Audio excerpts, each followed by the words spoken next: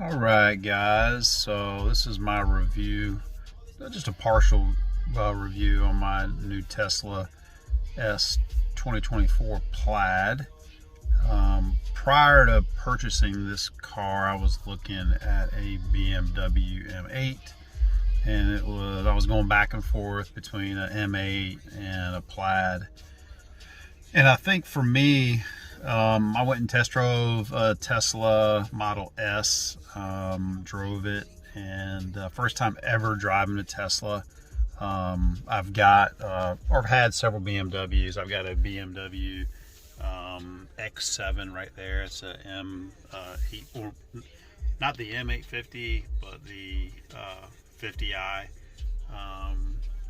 And I think for me, I really like BMW. I've always been a big BMW fan, but I wanted to test drive a Tesla. I did, and I was really hesitant after I did the first test drive because coming from BMW and some of the other vehicles I've owned, Tesla was just so different. And when I drove the Tesla, my wife was with me. It was just a regular S that we test drove, and I tell you, I got really, really sick. Like, I stepped on the gas a couple times. It's a different type of power. It's just different shifting, and you don't go through the gears. The quietness doesn't bother me at all. It's like people always say, oh, it's so quiet. Actually, I enjoy the quietness just because I can listen to music more, and you don't have that humming sounds. I've had a lot of sports cars in the past, and that big roaring muffler exhaust sound that you get. It's nice just to have a really peaceful drive. But I drove it, got sick. My wife got sick, and she was like, hey, you got to drop me back off. So we drive back to the dealership, and when we drove back to the dealership, I was like, yep, I'm not buying a Tesla. I'm going to get the M8. I pretty much made my mind. But I said, you know what? I said, I'm going to drop her off, and I'm going to drive the Tesla one more time. So I dropped her off. I went out again by myself. Well, actually, I had my son with me. So it was me and my son went back out in it, and drove it around for about another 20 minutes, and stepped on the gas a couple of times, and I was like, I maybe could get used to this. I still wasn't like 100% sold on it, but about 20 minutes of driving it, I'm really glad I dropped my old lady off and went back out and drove it around for another 20 or 30 minutes, because I think at that point, bringing it back from that time, I feel like I cleared my head a little bit, got a little bit more used to it. People say Tesla legs. I continued with my order because I had ordered it in December and test drove it, when it was about 30 days in from coming in. So anyway, picked up my Tesla now. I've had it for about 5 days. And when I first drove it back, it was about an hour from the dealership to my house. I drove it back that first day, and I still wasn't 100% sure. I have got an S Plaid 2024. Driving it home, I'm like, man, I should have got that M8. Drove it all the way to my house, about an hour. That night, I parked it in the garage and was really thinking about selling the damn thing.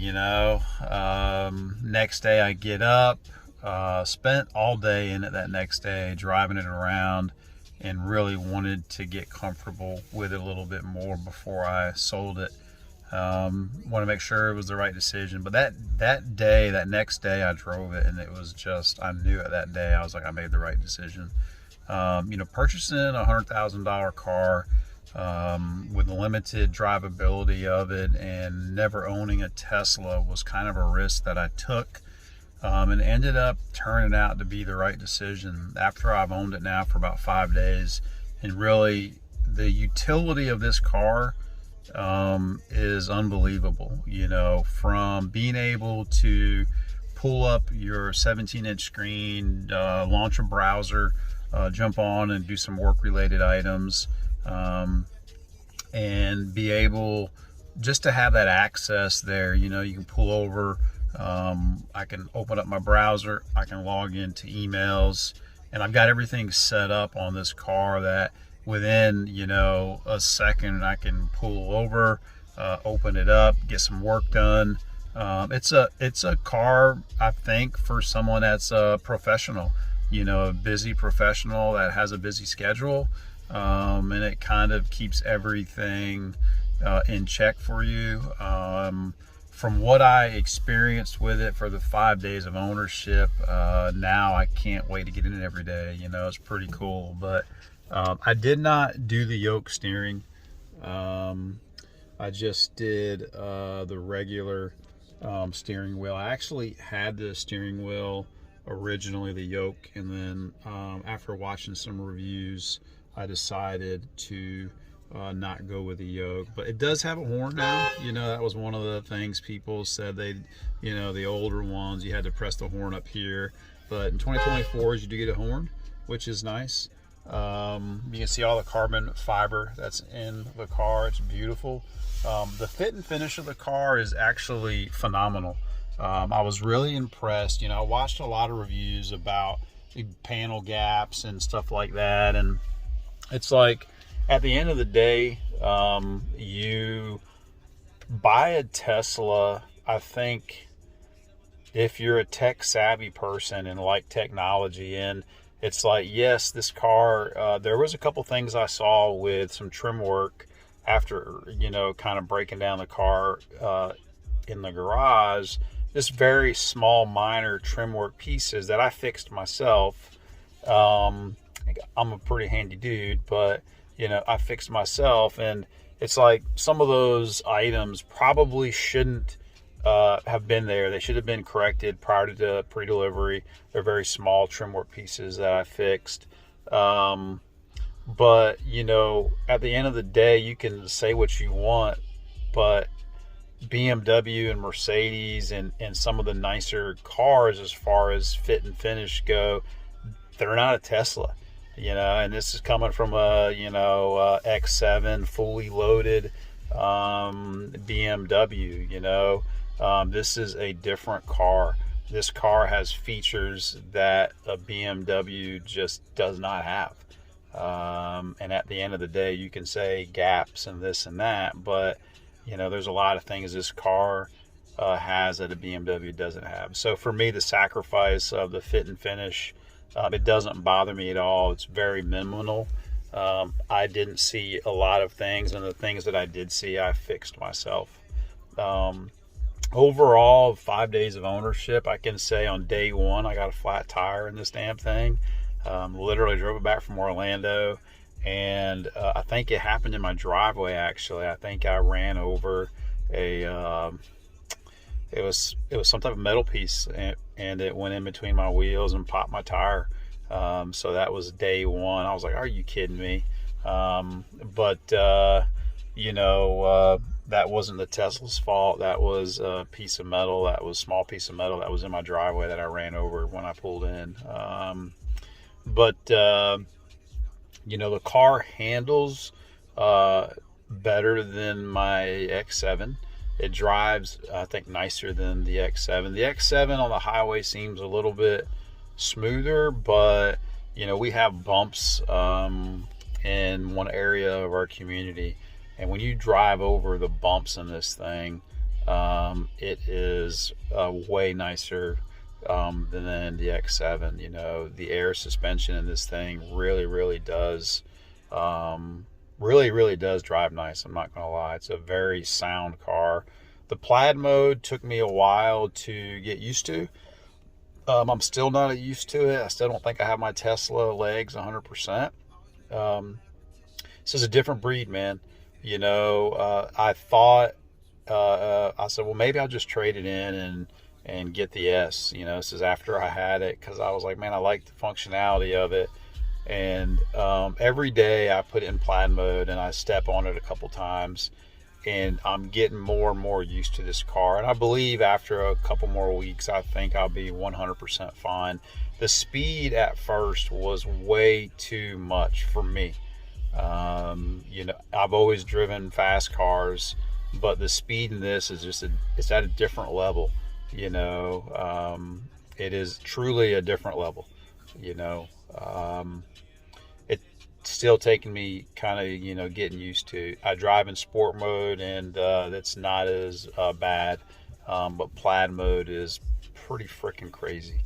That's something, if you really like don't do well on roller coasters and don't do well really like roller coasters, I would say, you may want to get the S. But I can also say I've never done well in roller coasters, but after I've driven it in Plaid mode repeatedly, I believe it is getting I'm getting more and more used to the Plaid mode. But I did get the 19-inch wheels. I'll step out here in a second and I'll show them to you. I tell you what, man, I am so glad I got these 19-inch rims. They look freaking amazing.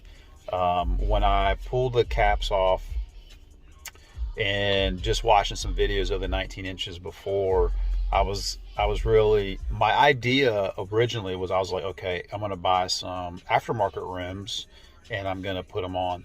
So I got the 19 inches thinking that's what I was gonna do. But now that I have them off and look at them, they remind me of like the old, early 2000 Ferrari wheels. You know, they just look really, really nice.